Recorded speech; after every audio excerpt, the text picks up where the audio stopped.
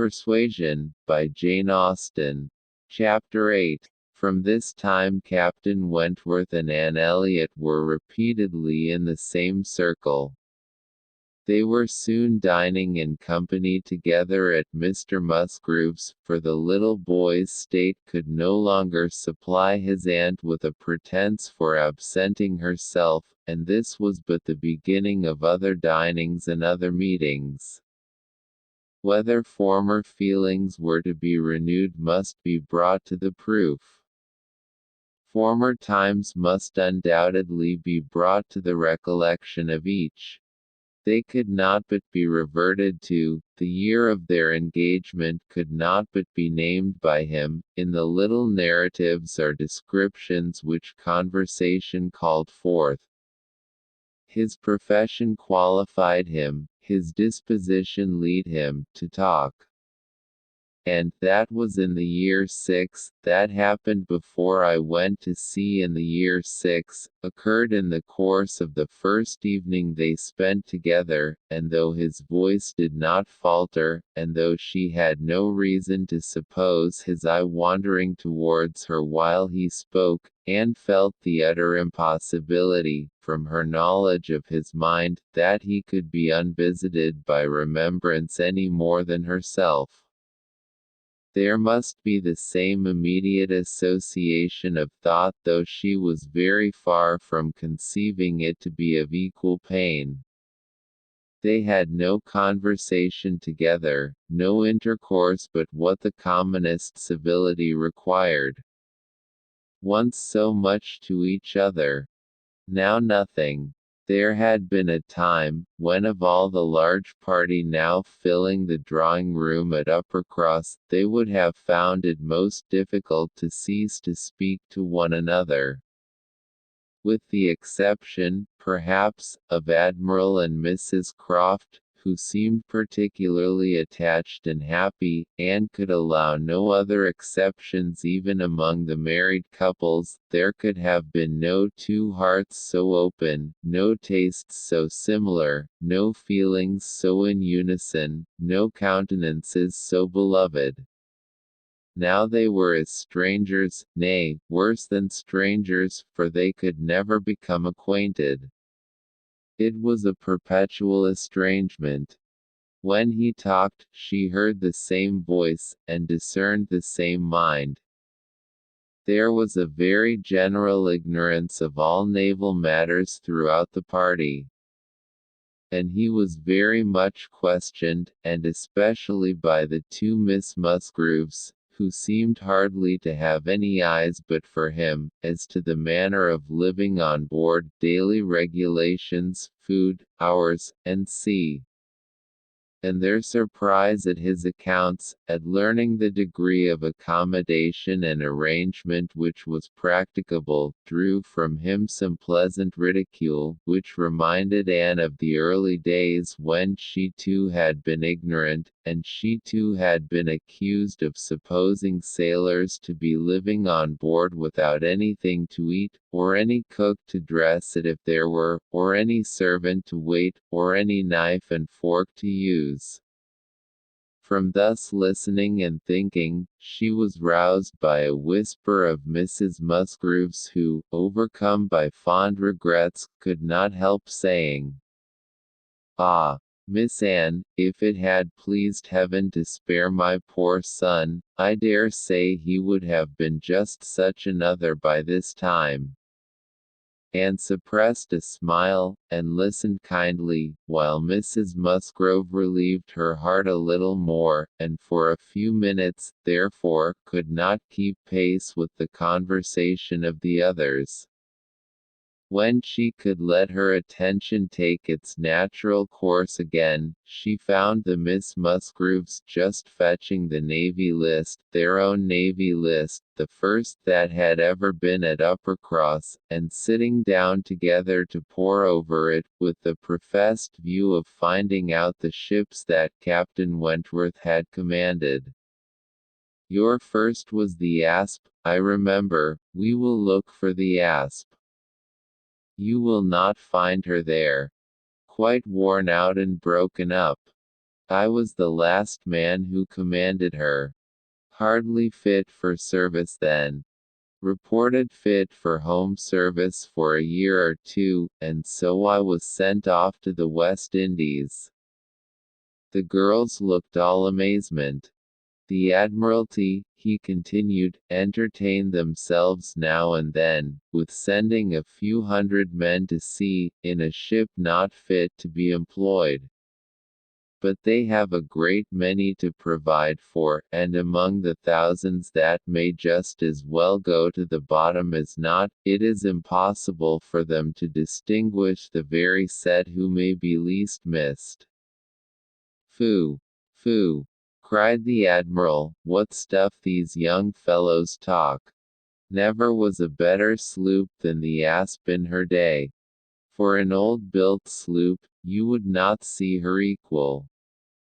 Lucky fellow to get her. He knows there must have been 20 better men than himself applying for her at the same time. Lucky fellow to get anything so soon, with no more interest than his." "I felt my luck, Admiral, I assure you," replied Captain Wentworth, seriously. "I was as well satisfied with my appointment as you can desire.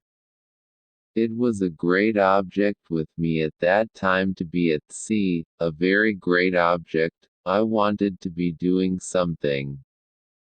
"To be sure you did. What should a young fellow like you do ashore for half a year together?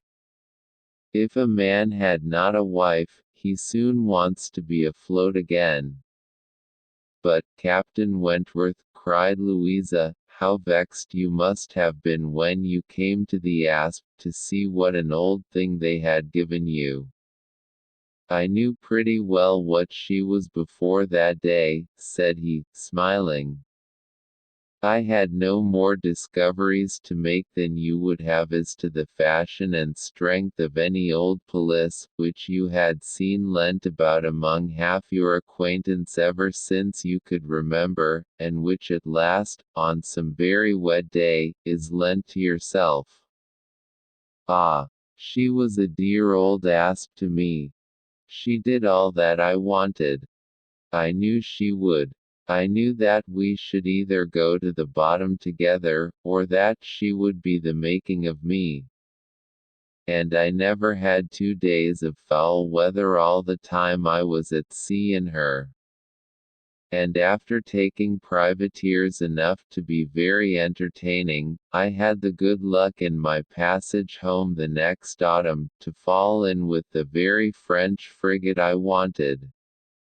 I brought her into Plymouth, and here another instance of luck. We had not been 6 hours in the Sound, when a gale came on, which lasted 4 days and nights, and which would have done for poor old Asp in half the time. Our touch with the great nation not having much improved our condition. 24 hours later, and I should only have been a gallant Captain Wentworth, in a small paragraph at one corner of the newspapers, and being lost in only a sloop, nobody would have thought about me." Anne's shudderings were to herself alone, but the Miss Musgroves could be as open as they were sincere, in their exclamations of pity and horror. "And so then, I suppose," said Mrs. Musgrove, in a low voice, as if thinking aloud, "so then he went away to the Laconia, and there he met with our poor boy. Charles, my dear," beckoning him to her, "do ask Captain Wentworth where it was he first met with your poor brother. I always forgot. It was at Gibraltar, mother, I know."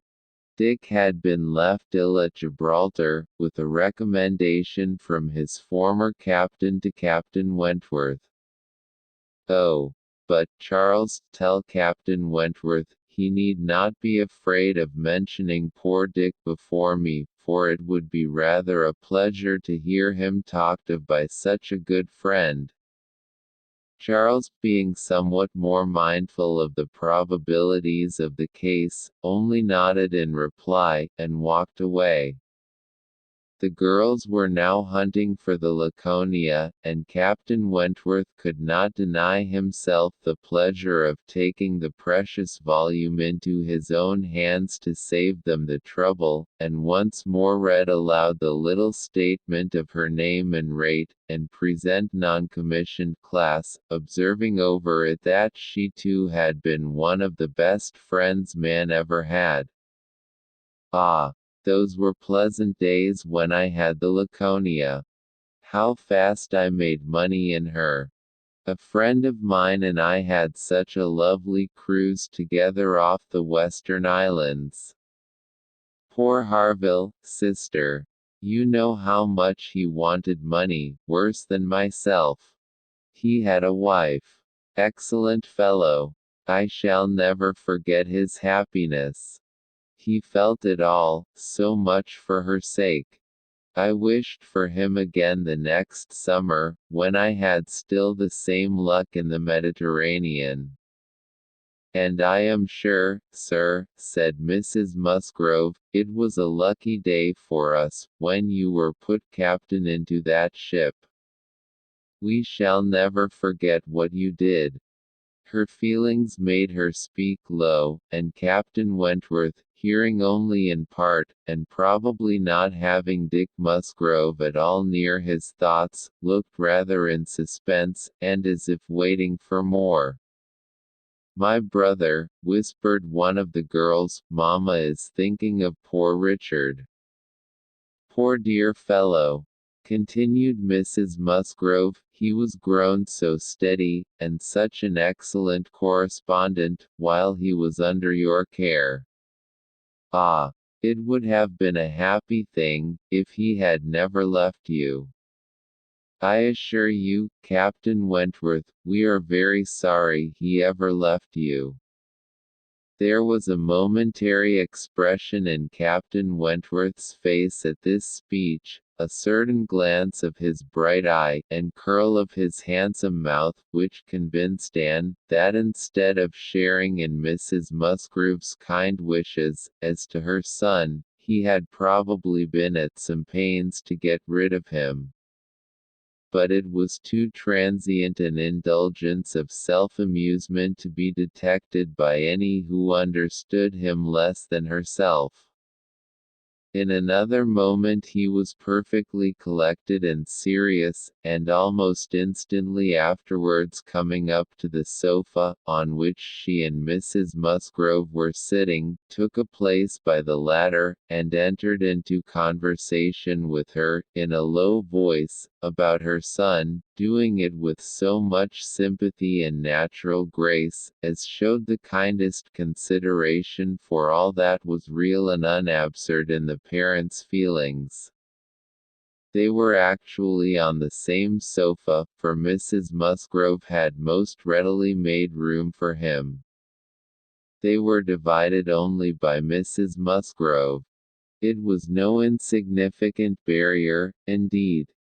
Mrs. Musgrove was of a comfortable, substantial size, infinitely more fitted by nature to express good cheer and good humor, than tenderness and sentiment, and while the agitations of Anne's slender form, and pensive face, may be considered as very completely screened, Captain Wentworth should be allowed some credit for the self-command with which he attended to her large fat sighings over the destiny of a son, whom alive nobody had cared for.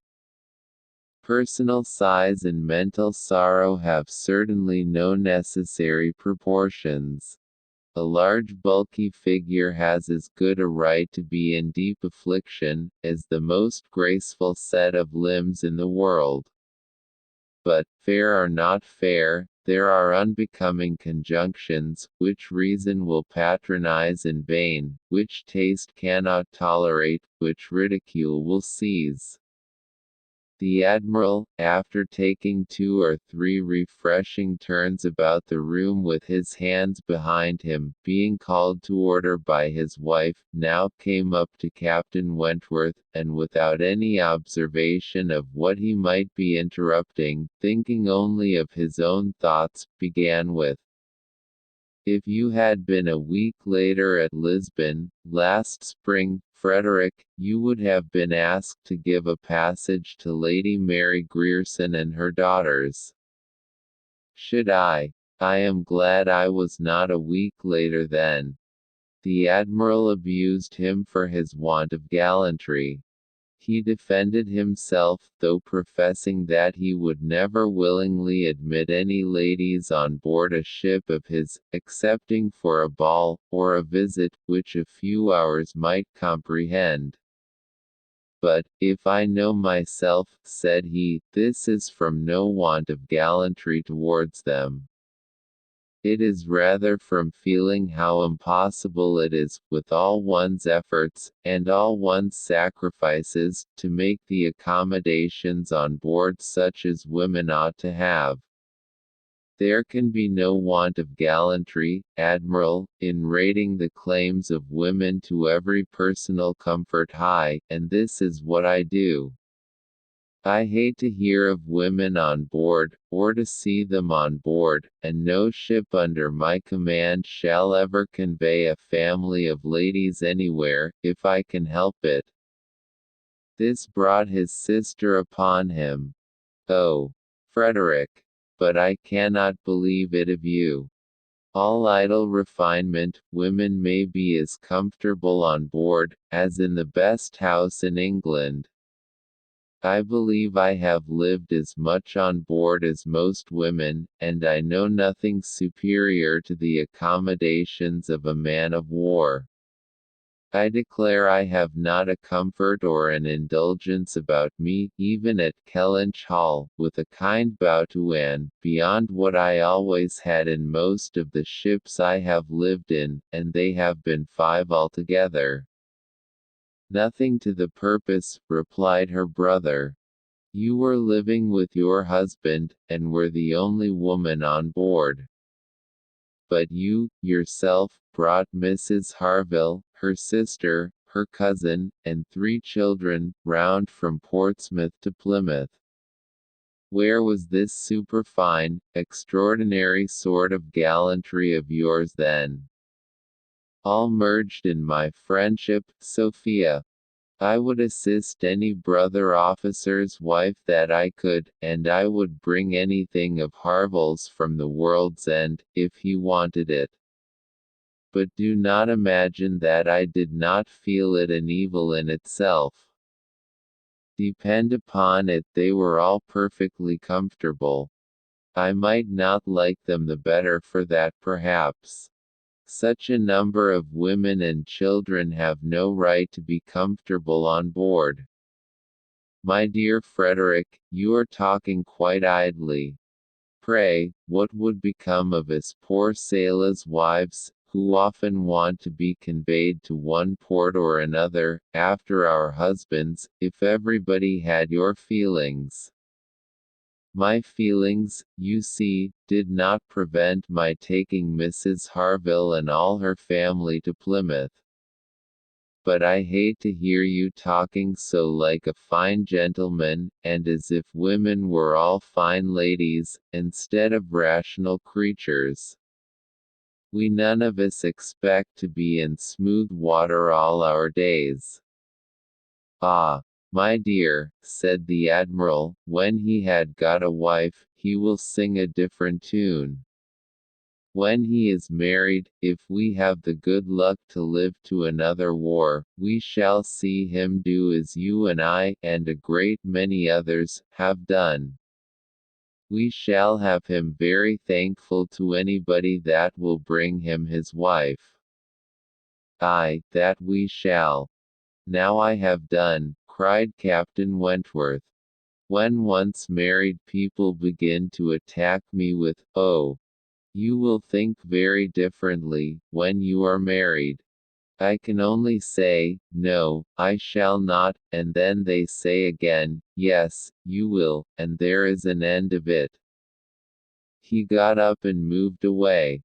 What a great traveler you must have been, ma'am, said Mrs. Musgrove to Mrs. Croft. Pretty well, ma'am, in the 15 years of my marriage, though many women have done more. I have crossed the Atlantic 4 times, and have been once to the East Indies, and back again, and only once, besides being in different places about home, Cork, and Lisbon, and Gibraltar.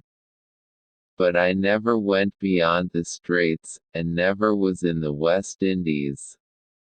We do not call Bermuda or Bahama, you know, the West Indies.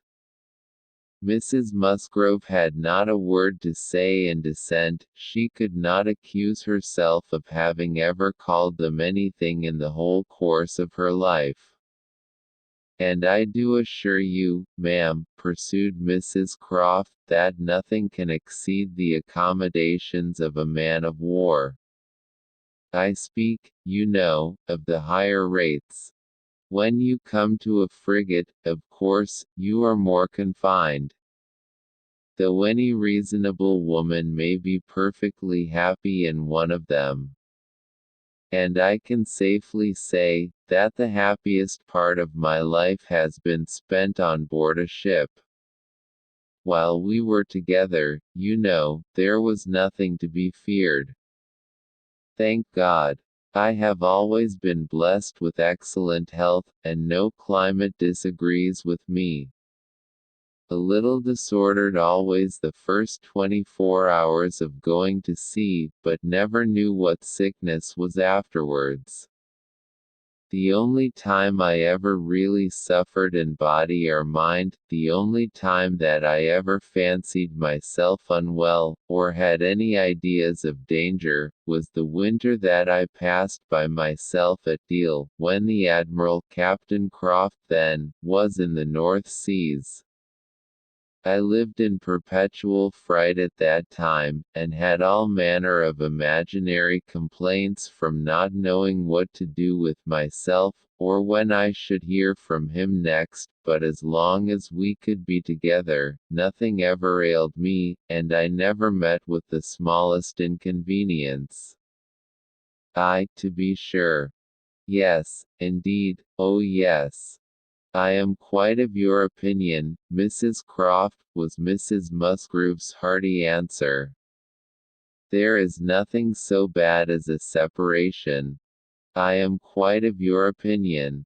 I know what it is, for Mr. Musgrove always attends the assizes, and I am so glad when they are over, and he is safe back again. The evening ended with dancing. On its being proposed, Anne offered her services, as usual, and though her eyes would sometimes fill with tears as she sat at the instrument, she was extremely glad to be employed, and desired nothing in return but to be unobserved. It was a merry, joyous party, and no one seemed in higher spirits than Captain Wentworth. She felt that he had everything to elevate him which general attention and deference, and especially the attention of all the young women, could do.